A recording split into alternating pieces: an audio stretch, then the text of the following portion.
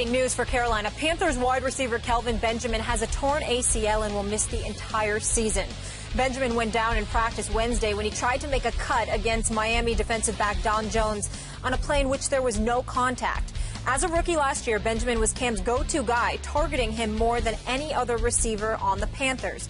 Only 6 other players were targeted more than Benjamin last season in the entire league. Stephen A., what impact will this have on Cam? I think it's going to be a devastating blow because I think that I essentially view Carolina as pretty much having 2 weapons. Him and Greg Olsen, both of them 1,000-yard receivers last year. Olsen, your tight end. Kelvin Benjamin is your primary receiver. They drafted this kid, Devin Funchess, but, again, you drafted him. He's a rookie. You don't know what he's going to give you. And I'm looking at a Ted Ginn Jr. who returned. I'm looking at a couple of the other pieces that they have. They've got guys that, like a Jericho Cotchery or somebody, got to probably have 1 year left. This is the way that they're being viewed. And so when I look at it from that perspective, this offense was clearly going to be about Cam, about Kelvin Benjamin and Greg Olsen. And the fact that Benjamin is down leaves them minus a significant weapon. And when you add to that the fact that you've got a defense that's no longer ranked number 2 in the entire NFL like it was a few years back. They were 21st last year. I just look at it from the standpoint that Cam really, really has an immense amount of pressure placed on his shoulders, where with the new contract, the pressure of it all and whatever, he's going to literally have to be a do-it-all kind of guy. And it's just a shame that you got a young stud like him with all the capabilities that Cam has, and he's got to be out there on an island essentially by himself with little to no artillery to really have at his disposal. It's just it's an unfortunate situation, to be quite honest with you, and I think that Carolina is going to suffer even more. Remember, they're coming off a 7-8-1 season. They weren't that great to begin with last year, and I'm really wondering what they're going to be able to do now. I'll give you it's a blow, but I do not think it's a devastating blow. And you mentioned Devin Funchess. I'm a fan, and I know he's a rookie, but so is Kelvin Benjamin. He can play. Yeah, Funchess every time. Again, you know how I am. I just watch the game, flip back and forth. Every time I flipped on a Michigan game, it seems like for the last 3 years, Funchess jumped off my screen. At the Combine, he ran 4.7. They said he dropped too many balls over his 3 years. I think he had 20 combined drops. All I know is he just kept making plays, and he's 6'4", 225. Kelvin Benjamin, 6'5", 245. So is he that? No, he's not that. But I think he's going to be pretty good, even as a rookie. I think he'll be pretty good. We all like Greg Olsen. I agree with you, Ted Ginn, Cotchery. Do you maybe bring in an at-the-end Reggie Wayne? I don't know what they'll do. I assume they have to bring in somebody, one of those veterans still left out on the market. But here's my bottom line. I have a lot of respect for our fantasy wizard, Matthew Berry. This morning I saw him on SportsCenter saying, hey, I'm not going to drop Cam in my fantasy quarterback rankings. I have him 12th. I'm going to keep him right there around that 12th spot because Cam can do it with his legs, and it's not like he had a dynamic group of receivers to start with. So, again, Stephen A., I don't know what is that a devastating blow? Again, I'm going to bet on Matt Berry saying he's still the 12th-ranked fantasy quarterback, so that's not devastating to me. I think they'll be about what they always have been, where they rely mostly on defense and running game, which heavily includes Cam's running game. Well, keep in mind, Funchess can play. And I'm not saying that Kelvin Benjamin is devastating just because you lost Kelvin Benjamin. I'm looking at the weapons that Cam Newton has around him. Back in the day, Skip, they had D'Angelo Williams and Jonathan Stewart. Yep. Now they just have Jonathan Stewart because D'Angelo Williams is in Pittsburgh. Yep. Jonathan Stewart has missed 20 games over the last 3 years. That's why he was splitting carries. Now that the primary workload is going to be placed in his shoulders. Well, if you were missing 20 games over the last 3 years, which is an average of more than 6 a season, if you were missing those games when you were splitting carries, how are you going to do now that the workload is primarily on your shoulders? And so when I look at it from that perspective, again, you need a bevy of weapons, and I don't know if they have it. That's my concern about Carolina right now, not to mention the fact that even though I have mad respect for Ron Rivera as a defensive mind, I don't think he's a great coach offensively. Yeah. I think some of the limitations that Cam Newton has is because Ron Rivera is his head coach. I think he needs a more offensive-minded coach, to be quite honest with you, somebody who can teach him a few things. With all of that being said, I just think he's at a decided disadvantage, and he's being asked to do a lot more than he should be asked to do.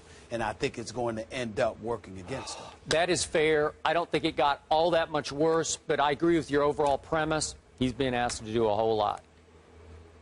If they do try to pick someone up, you guys mentioned Reggie Wayne's available, some other notable wide receivers, Wes Welker, Brandon Lloyd, Donnie Avery, Santana Moss, and Robert Meacham. But let's spin this forward now. The NFC South is always up for grabs. Last year, the Panthers were the first team in NFC South history to win the division in back-to-back seasons. So what are the chances, Skip, that Carolina can three-peat here as division champs with this loss? I don't love their chances this time, Stephen A., for all the reasons you just so eloquently stated. Carolina won by default last year at 7-8-1.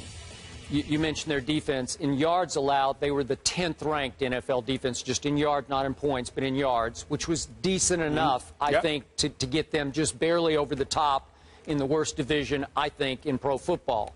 Last year, New Orleans was 7-9. We've got the Sean Payton interview now running on SportsCenter, in which he says Drew Brees was hurt last year, had a torn oblique muscle, couldn't practice enough.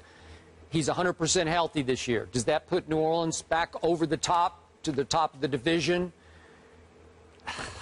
I don't think so, because their defense ranked 31st last year in yards allowed, and I don't know that it's going to be a whole lot better. Atlanta has the new coach in Dan Quinn, but they were 6-10 last year. They ranked 32nd in overall yards allowed last year.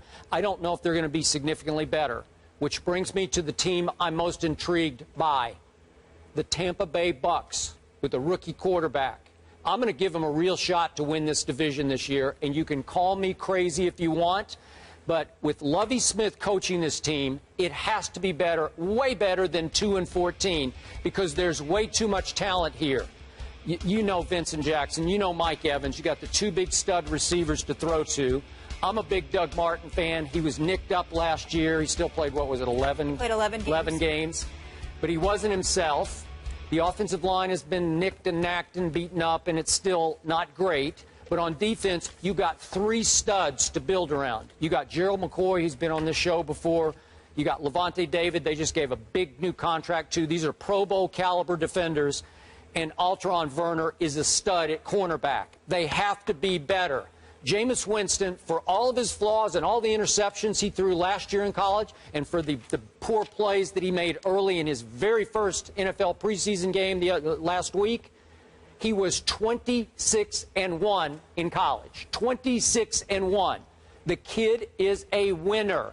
The kid has not a good mind. He has a great quarterback IQ mind. And I think he's going to adapt quickly. He may get off to a little bit of a slow start, but I think he will finish strongly even in his rookie year, which is why I am giving Tampa Bay to be the surprise team of the NFL this year. I like that bold prediction. Stephen A., since we're giving out predictions, who do you have winning the NFC South?